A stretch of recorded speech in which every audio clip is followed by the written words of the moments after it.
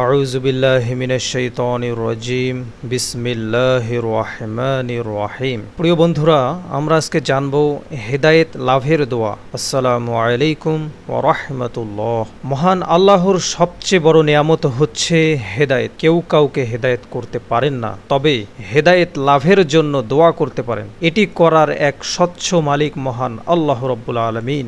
হেদায়েত আরবি শব্দ, এর অর্থ হচ্ছে পথ প্রদর্শন।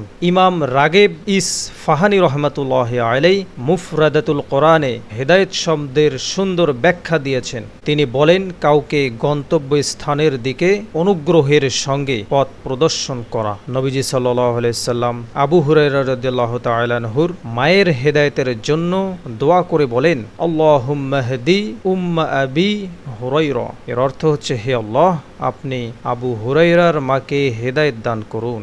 হেদায়েত লাভের কয়েকটি দোয়া আছে, যেগুলো আমল করলে সহজেই সঠিক পথ পাওয়া যায়। নাম্বার 1, ইহদিনাস সিরাতাল মুস্তাকিম। এর অর্থ আমাদেরকে সরল পথ দেখান। নাম্বার 2, আল্লাহুম্মা ইন্নী আসআলুকাল হুদা ওয়াত তুকা ওয়াল আফাফা ওয়াল গিনা। এর অর্থ, হে আল্লাহ, আমি আপনার কাছে সুফল, আল্লাহ ভীতি, চরিত্রের নির্মলতা ও অভাব মুক্তির প্রার্থনা করছি। নাম্বার 3, আল্লাহুম্মা আলহিমনি রুশদি ওয়া আইজনি মিন শাররি নাফসি। অর্থ হচ্ছে, হে আল্লাহ, আমাকে হেদায়েত দান করুন এবং নফসের অনিষ্ট থেকে আমাকে রক্ষা করুন। নাম্বার 4, আল্লাহুম্মা মুসাররিফাল কুলুব সররিফ কুলুবানা আলা তাআতিক। অর্থ, হে হৃদয় সমূহের পরিবর্তনকারী, আমাদের হৃদয়গুলোকে আপনার আনুগত্যের দিকে ঘুরিয়ে দিন।